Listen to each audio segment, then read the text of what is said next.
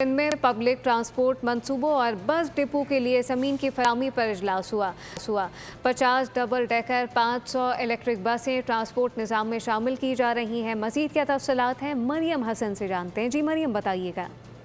देखिए, बिल्कुल सीनियर वजीर शर्जील इनाम मेमन की सदारत में मुख्तलिफ पब्लिक ट्रांसपोर्ट मंसूबों के हवाले से आज एक अहम तरीन इजलास जो है वो किया गया है, जिसमें हुक्काम ने पब्लिक ट्रांसपोर्ट मंसूबों के लिए और बसों की पार्किंग और ऑपरेशन के लिए दरकार इरादी के हवाले से तफसीली ब्रीफिंग दी है, जिसमें शर्जील इनाम मेमन ने हिदायत करते हुए कहा कि डिपोज के लिए मौजू इरादी की निशानदही और उसकी फराहमी के अमल को फौरी तौर पर मुकम्मल किया जा सके, जबकि 50 डबल डेकर और 500 नई इलेक्ट्रिक बसों की आमद से ट्रांसपोर्ट के निज़ाम में जो है वो एक नुमाया बेहतरी जो है वो आएगी, जबकि हुकूमत की कोशिश है कि नई बसों को फौरी तौर पर अवामी खिदमत के लिए सड़कों पर लाया जा सके, जबकि पब्लिक ट्रांसपोर्ट के शोबे शामिल करने के हवाले से जो है वो तफसीलात भी मुहैया की गई। जी मरियम, बहुत शुक्रिया। सब्सक्राइब करें और बेल दबाएं ताकि कोई खबर रह न जाए।